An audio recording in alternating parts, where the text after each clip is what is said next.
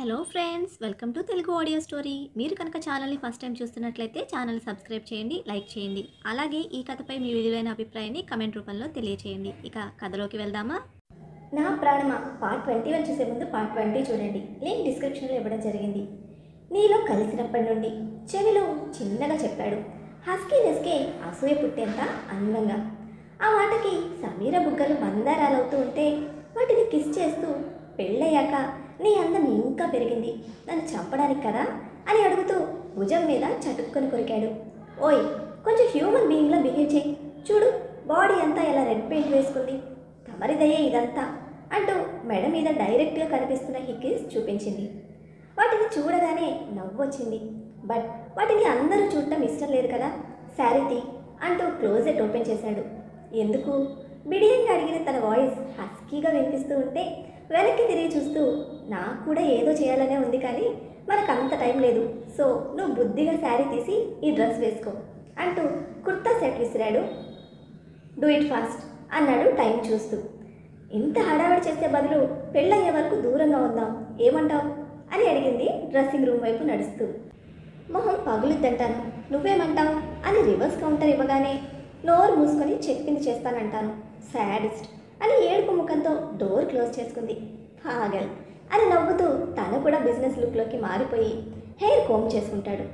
Dress change చేసుకుని వచ్చిన Sameera ear rings change చేస్తూ, ఇందాక ఫార్మల్స్లో ఉన్నాం కదా అని అడిగింది. బట్ బిజినెస్ మీటింగ్ ఉంది అన్నాడు. అయితే నన్ను కూడా ఆఫీస్కి తీసుకెళ్తావా అని అడిగింది. నువ్వొచ్చి ఏం చేస్తావు వింతగా చూస్తూ అడిగాడు.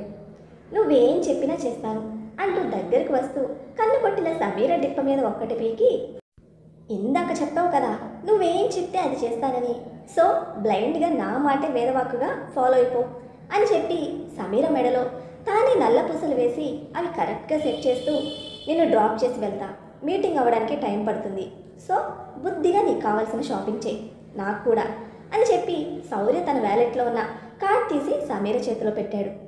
నా దగ్గర కూడా కార్డ్స్ ఉన్నాయి అంది గడుసుగా. అవి మీ ఇంట్లోనే వదిలే, ఇప్పుడు నీకు కావలసిన ప్రతిదీ నా నుండే రావాలి అని చెప్పి తనతో పాటు బయటకు వచ్చి సత్యమూర్తి గారితో ఇంకా ఆద్యతో కలిసి షాపింగ్ మాల్కి స్టార్ట్ అయ్యాడు. పోనీలే మావయ్య, మీరైనా మాతో ఉంటారు, మీ అబ్బాయికి చెప్తే వినట్లేదు, కనీసం మీరైనా చెప్పండి అంది వెనక సీట్లో కూర్చున్న సమీర డ్రైవింగ్ సీట్లో కూర్చున్న శౌర్య ముందున్న మిర్రర్ నుండి చూస్తూ. నేను కూడా ఆఫీస్కి వెళ్తున్నాను తల్లి, ఈరోజు మీటింగ్ ఇంపార్టెంట్ అందుకే అని చెప్పగానే ముఖం డల్గా పెట్టింది. సమీర వాళ్ళతో అంత చొరవగా మాట్లాడటం ఆదికి నచ్చడం లేదు. ఎందుకంటే ఎంత బ్లడ్ రిలేషన్ అయినా ఎప్పటి నుండో వీళ్లతో కలిసి ఉంటున్నా కూడా ఆమెకి వాళ్ళతో అంత చొరవ ఏర్పడలేదు. కారణం ఆదికి కేవలం శౌర్య మీద మాత్రమే ఉన్నాయి ఇష్టం. జానుతో మాట్లాడినప్పటికీ ఆమె తన నుండి ఎక్స్పెక్ట్ చేసేది ఓన్లీ హెల్ప్ మాత్రమే. అందుకే జాను హార్డ్ టైమ్స్లో ఆద్య తన పక్కన ఉండదు. చూస్తుండగానే షాప్కి చేరుకున్నారు. శౌర్య కార్ పార్క్ చేయకుండా డైరెక్ట్గా సెల్లార్లోకి తీసుకెళ్లాడు. బయట వాళ్ళ కోసం వెయిట్ చేస్తూ ఉన్న రిషి శౌర్య కార్ కనిపించగానే ఎదురెళ్ళి నవ్వుతూ పలకరించాడు. టేక్ కేర్ రిషి, అయిపోయాక నాకు కాల్ చేయండి అని చెప్పి సమీరాని ఆద్యని రిషికి అప్పగించాడు. శౌర్యతో షాపింగ్ చేయాలని సమీరాకి ఆశ పుట్టింది. ఇంకా కార్ దిగని శౌర్య దగ్గరికి వెళ్ళి బెండ్ అయ్యి రావచ్చుగా అని అడిగింది ముఖం జాలిగా పెట్టి. పనుందే, లేకపోతే రావడానికి నాకు నొప్పేంటి అని అడిగాడు సీట్కి వాలి సమీర వైపు చూస్తూ. నీకంటే మా అన్నయ్య బెటర్ తెలుసా, తనకి ఇంకా పెళ్లి కాకపోయినా జాను కోసం చాలా టైం స్పెండ్ చేస్తున్నాడు, నువ్వు అని ఆగి గుర్రుగా చూస్తూ ఉంటే తన తలపట్టి విండోలో నుండి లోపలికి లాక్కొని వదులుతూ, నా నైట్ టైం అంతా నీకే ఇస్తున్నాను, అది కనిపించడం లేదా నీకు అని అడిగాడు కన్ను కొట్టి. సమీర మాత్రం చుట్టూ చూస్తుంది, ఎవరికైనా దొరికిందేమో అని. తన కళ్ళకి ఎవ్వరూ చిక్కలేదు కానీ ఆది మాత్రం వాళ్ళని అలా చూసి కాళ్ళు టపటపా నేలకేసి కొట్టి లోపలికి వెళ్ళింది జానుని వెతుకుతూ. నా కోసం ఏం చేయవు కానీ నీకు కావాల్సింది మాత్రం తీసుకుంటావు మొండి అని తిట్టి, అట్లీస్ట్ త్వరగా రా అని చెప్పి సరిగ్గా నుంచొని, నువ్వే సెలెక్ట్ చేయాలి నాకు కావాల్సినవి అని అడ్డు తిరిగేసరికి గగన్ ఉన్నాడు. అతన్ని చూస్తూనే శౌర్య పిడికిలి స్టీరింగ్పై బిగుసుకుంటే సడన్గా గగన్ని అక్కడ చూసినందుకు ఉలిక్కి పడి మళ్ళీ కార్కి గుద్దుకుంది సమీర. హే, బీ కేర్ఫుల్ అంటూ గగన్ హ్యాండ్ సమీరని పట్టుకునే గ్యాప్లో మేల్కొన్న శౌర్య విండోలో నుండి సమీర నడుము చుట్టి చెయ్యేసి టైట్గా పట్టుకుంటూ బానే ఉన్నావా బేబీ అని అడుగుతూ తను స్టేబుల్గా నిల్చున్నాక బయటకు వచ్చి సమీర ముఖాన్ని చేతుల్లోకి తీసుకొని కళ్ళలోకి చూస్తూ ఓకే కదా అని అడిగాడు మరోసారి. అని వెనకున్న గగన్ని చూసి కొంచెం గ్యాప్ ఇచ్చి నుంచోవచ్చు కదా బావా అంటూ నడుముకు గుచ్చుకున్న మిర్రర్కి నొప్పి తెలుస్తూ ఉంటే బాధగా అంది. వాళ్ళ అన్యోన్యత చూస్తున్న గగన్కి ఒళ్ళు మండుతూ ఉంటే మొదటిసారి సమీరాని తప్పించి శౌర్యని చూశాడు. అప్పటికే తన చూపు అతన్ని కోపంగా తాకుతూ ఉంటే సన్నటి వణుకు చేరింది గగన్కి. కానీ శౌర్య మీద ఏమాత్రం అవగాహన లేక ఆ వణుకును కూడా పట్టించుకోకుండా రిషి అంటూ అటుగా వెళ్ళాడు. గగన్ వెళ్ళాక శౌర్య సమీర బ్యాక్ బోన్పై హ్యాండ్తో రబ్ చేస్తూ బాగా పెయిన్ ఉందా అని అడిగాడు. తగ్గింది అంది చిన్నగా. వాడు కూడా షాపింగ్కి వచ్చాడా? కోపంగా ఉంది శౌర్య వాయిస్. అనుకుంటా రిషి అన్నయ్యతో వచ్చాడుగా. ఓకే దెన్ నువ్వు ఇక్కడ ఉండడం నాకు ఇష్టం లేదు, పద వెళ్ళిపోదాం అంటూ డోర్ ఓపెన్ చేసి లోపల కూర్చోపెడుతుంటే ఆపి అన్నయ్య ఫీల్ అవుతాడు శౌర్య, ఉంటాను అంది. వాడికి నేను చెప్తానులే, జాను కూడా హర్ట్ అవుతుంది ప్లీజ్. జాను గురించి ఆలోచించి తన కోసం వెతికాడు, ఎక్కడా కనిపించలేదు. అదే విషయం రిషిని అడిగితే లోపల ఉందని చెప్పాడు. తనపై కోపంగా ఉందని అర్థమై నైట్ వచ్చాక కూల్ చేద్దాం అనుకున్నాడు. కానీ సమీరని గగన్ సరౌండింగ్స్లో వదిలి వెళ్ళలేడు కదా.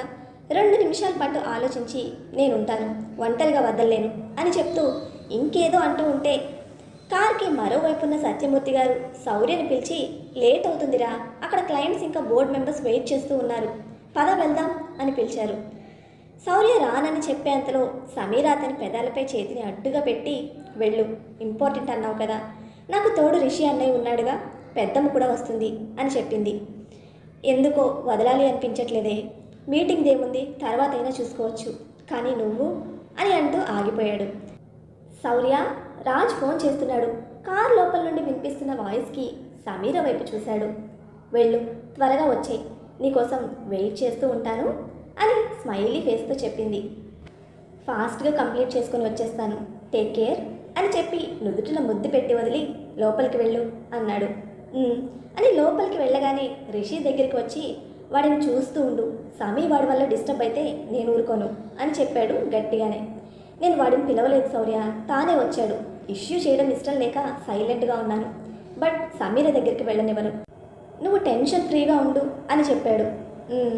వాడి దరిద్రుడని తెలిసినా వాడు దాని చుట్టుపక్కలే ఉంటున్నా నేనేం చేయలేకపోతున్నాను చూడు, నాది అస్సలైన లక్ అంటే అని చిరాగ్గా అంటూ అక్కడి నుండి కార్ స్టార్ట్ చేసి వెళ్ళిపోయాడు శౌర్య. లోపలికి వచ్చిన ఆద్యకి కనిపించింది జాను. తన దగ్గరకు వెళ్ళి విసురుగా కూర్చుంటే హే ఏమైంది అని అడిగింది జాను. ఏదో అయిందిలే, నీ పని నువ్వు చూడు అంది విసుగ్గా. ఆద్య ఎందుకంత కోపంగా ఉందో అర్థం కాక సైలెంట్గా తన శారీస్ చూసుకునే పనిలో పడింది జాను. ఎప్పుడైనా ఏమైనా విషయం చెప్పుకుంటే చెప్పేదాకా ఊరుకొని జాను ఇప్పుడు సైలెంట్ అవ్వడం తనకి నచ్చలేదు. నువ్వు కూడా మీ వదిన పార్టీలోకి మారిపోయావు కదా అని అడిగింది. ఆ మాటకి చురుగ్గా చూసి మాటలు జాగ్రత్త ఆద్య, నీకెందుకు అలా అనిపించిందో నాకు తెలియదు, బట్ తను నాకు వదిన అనకు, కాలిపోతుంది అని చెప్పి ముఖం తిప్పుకుంది. నాకు కూడా కాలిపోతుంది జాను, పెళ్లికి ముందు మీరు మాట్లాడుతున్నదేంటి, ఎలాగైనా సమీరని పెళ్లి చేసుకొని తన ద్వారా రిషితో నీకు కూడా పెళ్ళయ్యాక తనకి డైవర్స్ ఇస్తామని చెప్పి ఇప్పుడు ఎందుకు అంత లవ్ అండ్ ఎఫెక్షన్ చూపిస్తున్నారు తన మీద, పైగా పబ్లిక్ కిసెస్ ఒకటి చూడలేకపోతున్నాను అంటూ రుసరుసలాడుతూ ఉంటే జాను కూడా ఆలోచనలో పడుతుంది. నిజమే కదా, అన్నయ్య సమీరకి టార్చర్ చూపించాలి అనుకున్నాడు, నాకు రిషితో పెళ్ళయ్యాక తనని వదిలేస్తాను అని అన్నాడు. మరైతే తన గురించి ఆలోచిస్తూ ఎందుకు నన్ను తిట్టడం కొట్టడం, ఆ అమ్మాయి మాయలో పడి అన్నయ్య కూడా మారిపోయాడా అని చిన్నగా అంటూ ఆలోచిస్తున్న తమ మాటలు చాటుగా వెనకనే వింటాడు 5 నిమిషాల క్రితం లోపలికి వచ్చిన గగన్. ఇద్దరు ఆలోచనల్లో ఉండడం గమనిస్తూ వావ్ అమ్మాయిలు ఏం ప్లాన్ అసలు, మా సమీ పాపని బకరా చేసి ఫైనల్గా మీరు సెటిల్ అయిపోతారా అని నవ్వుతూ క్లాప్స్ కొడుతూ వస్తున్న గగన్ని చూసి ఫ్యూజులు ఎగిరిపోతాయి ఇద్దరికి. అరచేతులు చెమటలు పడుతూ ఉంటే స్లో మోషన్లో పైకి లేచి నిల్చొని ఏం మాట్లాడుతున్నావు నువ్వు హా అని అడిగింది ఇద్దరిలో ముందు తేరుకున్న ఆద్య. ఆ మాటలు నా దగ్గర కుయ్యకు మరదలి పిల్ల, మా చెల్లెమ్మ చెప్పింది అంతా విన్నాను అంటూ వరసలు కలుపుతూ ఉంటే ఇప్పుడు ఏం చేద్దామే, రిషికి తెలిస్తే అంతా పెంట పెంట అయిపోతుంది అంది జాను చిన్నగా ఆద్యతో. నువ్వు కామ్గా ఉండు, మనం ఏం మాట్లాడలేదని చెప్దామని అక్కడి నుండి జారుకుంటే వెనకే ఫాలో అయ్యి ఎవరూ లేని దగ్గర వాళ్ళని ఆపి, సో నీకు రిషి కావాలి, నీకు శౌర్య కావాలి అంతేనా అని అడిగాడు స్ట్రైట్గా. వాళ్ళు సైలెంట్గా ఉండేసరికి ఇప్పటి వరకు కత్తులు దూస్తూ మాట్లాడారు, సడన్గా ఏమైంది అని అడిగి నాకు సమీర కావాలి అని చెప్పగానే ఇద్దరికి షాక్ అయ్యారు. ముందు నోర్లు తెరిచి కళ్ళు పెద్దవి చేసి వాళ్లలో ఏలియన్స్ని చూపిస్తున్నట్టు చూస్తున్న ఇద్దరిని చిరాగ్గా చూస్తూ ముందా నోర్లు మూయండి, నాకు ఆక్సిజన్ డెఫిషియన్సీ వచ్చేలా ఉంది అనగానే తడబాటుగా నార్మల్ పొజిషన్కి వచ్చి అసలు ఏం మాట్లాడుతున్నావు నువ్వు, సమీర కావాలి ఏంటి అని అడిగింది జాను. తన లవ్ స్టోరీ అంతా చిటికెలా చెప్పి అదన్నమాట మ్యాటర్. ఆ పిల్ల కోసం మేము మర్డర్ చేసి జైలుకి వెళ్తే తనేమో తను ప్రేమించిన వాడిని పెళ్లి చేసుకొని నా ముందే రొమాన్స్ చేస్తుంది, నాకెలా ఉంటుంది చెప్పండి.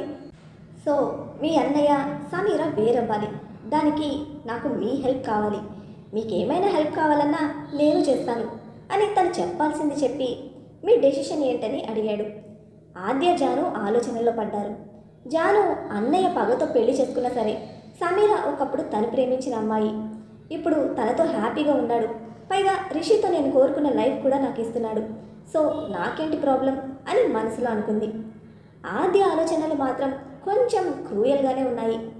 అతను ఇచ్చిన ఆఫర్లో తనకి శౌర్య తన సొంతం అవుతాడు అని నమ్మకం కుదురుతూ ఉంటే ఏదో కొత్త ఆశ మళ్ళీ. బట్ జాను ముందు తను డైరెక్ట్ అవ్వకూడదని సైలెంట్గా ఉండిపోయింది. చెప్పండి, నాకు టైం వేస్ట్ చేస్తే నచ్చదు అని చెప్పగానే జాను సారీ, నాకు సమీర అంటే నచ్చదు, బట్ అన్నయ్యని తన నుండి దూరం చేయలేను అని చెప్పింది. ఓకే గుడ్, ఇప్పుడు మీరు మాట్లాడుకున్నది రిషికి చెప్తాను అన్నాడు గగన్.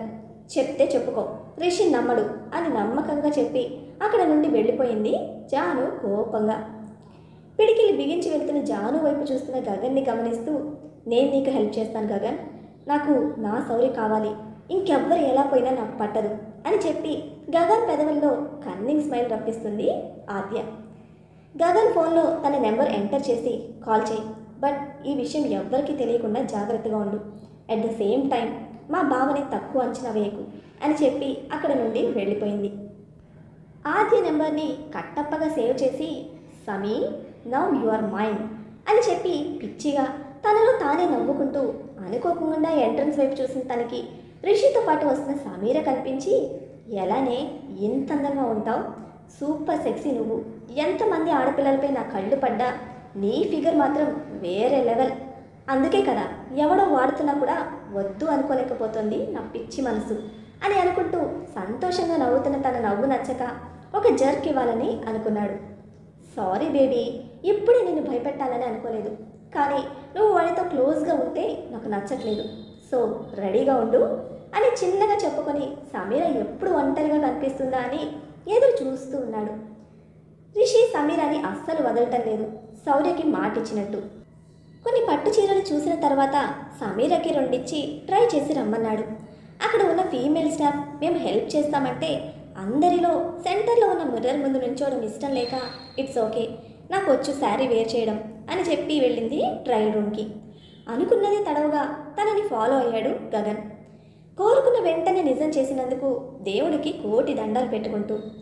పాపం ఇప్పుడు సమీర పరిస్థితి ఏంటి, గగన్ ఏం చేయబోతున్నాడు, గగన్ ప్లాన్తో శౌర్య సమీర మధ్య ప్రాబ్లం రానుందా, లేక గగన్కి పంచ్ పడనుందా, ఆద్య గగన్తో కలిసి ఏం ప్లాన్ చేయబోతోంది తెలుసుకోవాలంటే నెక్స్ట్ ఎపిసోడ్ని ఫాలో చేయండి. అలానే ఈ ఎపిసోడ్ని లైక్ చేయడం మాత్రం మర్చిపోకండి. Bye friends.